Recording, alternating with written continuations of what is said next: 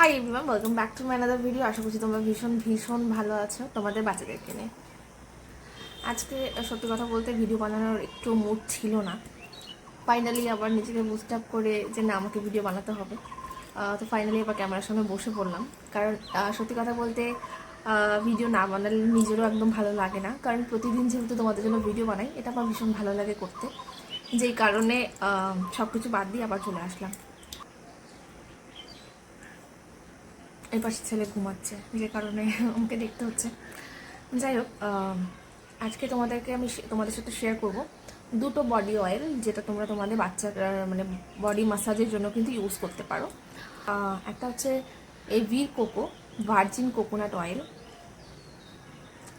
Nourish, moisturise আর protected, no fragrance, no paraben. এটা হচ্ছে 200 ml আছে, 240 টাকার মতো দাম আছে। এটা খুব ভালো একটা অয়েল। সত্যি কথা বলতে এটা ভীষণ ভালো একটা তেল। আমি আমার ছেলেকে এটা জন্মের পরে এটা দিয়ে কিন্তু মাসাজ করেছি এতদিন। তবে রিসেন্টলি আমি আরেকটা বডি অয়েল আমি ইউজ করছি, সেটা হচ্ছে এটা হচ্ছে বারটুলি অলিভ অয়েল। এটা কিন্তু অলিভ অয়েল, ওটা ছিল কোকোনাট অয়েল, আর এটা কিন্তু অলিভ অয়েল। এটা তোমার হচ্ছে 100 ml এর দাম হচ্ছে 175 টাকা, প্রায় ডবল দাম। এটা ওটার থেকে প্রায় ডবল এটার দাম।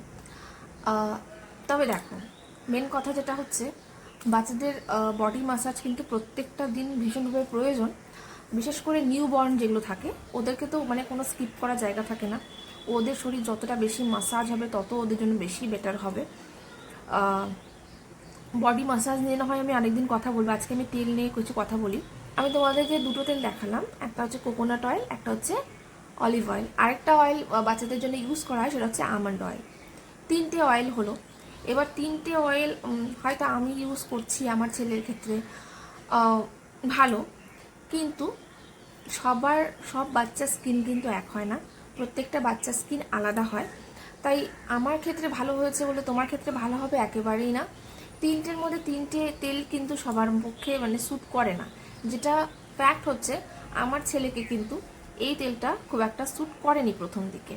যখন আমি ওকে এটা লাগাতাম তখন কিন্তু গায়ের মধ্যে বেশ একটু র্যাশ র্যাশ হয়ে যেত, যেটা নাকি এই যেটা নাকি কোকোনাট অয়েলের ক্ষেত্রে কিন্তু এটা হয়নি। এটা যখন আমি ওকে লাগিয়েছি তখন কিন্তু কোনো রকম সমস্যা হয়নি, খুব ভালোভাবে স্যুট করে গেছে। এবার তোমরা বলতে পারো যে দিদি তুমি তো বলো যে প্রোডাক্ট চেঞ্জ না করতে, তাহলে তুমি কেন করলে?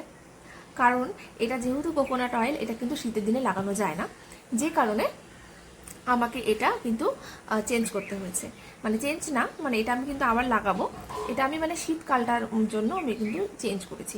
কারণ শীতকালে কিন্তু নারকেল তেল লাগালে বাচ্চাদের আরও ঠান্ডা লাগে, যে কারণে কিন্তু আমি এটা ইউজ করিনি। ততদিন আমি এটা ইউজ করেছি। এটা আমি যখন ইউজ করা শুরু করলাম তখন কিন্তু আমার ছেলের পুরো বডিতে কিন্তু র্যাশ র্যাশ হয়ে গেছিলো। তখন আমি কি করলাম, তখন কিন্তু আমি মোটামুটি ওই 10-12 দিনের মতো স্কিপ করে দিয়েছিলাম পুরো তেলটা।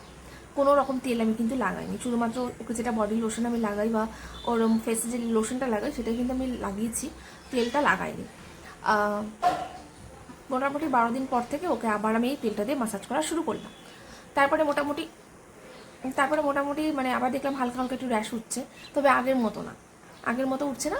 তারপরে আমি আবার একটু স্কিপ করে দিলাম, তারপরে আবার ওকে লাগানো শুরু করলাম। এরকম করে যখন আমি করলাম, এখন কিন্তু গিয়ে দাঁড়িয়েছে এটা কিন্তু বেশ ভালোভাবে স্যুট করে গেছে। এখন কিন্তু কোনো রকম র্যাশ উঠছে না। তো তোমাদের ক্ষেত্রে এরকম হতে পারে, যখন তোমরা নতুন কোনো একটা জিনিস লাগাচ্ছ বাচ্চাকে, তখন হতে পারে, মানে এরকম তেলের ক্ষেত্রে আমি বলছি, যে র্যাশ হয়তো দেখা দিতে পারে, তখন তোমরা কিন্তু এরকম স্কিপ করে করে লাগাতে পারো। তারপরে যদি দেখো কন্টিনিউ হচ্ছে জিনিসটা, তখন বন্ধ করে দেবে। আদারওয়াইজ যে কোনো জিনিস বাছুর করতে একটু টাইম লাগে, যে কারণে কিন্তু অ্যাডজাস্ট হতে একটু টাইম দিতে হয়। তারপরে কিন্তু সবটা ঠিক হয়ে যায়। যাই হোক, আজকে এতটুকুই বলার ছিল। তোমাদের যদি ভিডিওটা ভালো লেগে থাকে তাহলে আমার চ্যানেলটিকে সাবস্ক্রাইব করতে ভুলবে না, কারণ আমার চ্যানেলে কিন্তু তোমরা প্রতিদিন এরকম ধরনের আপডেট অবশ্যই পাবে। আজকের মতো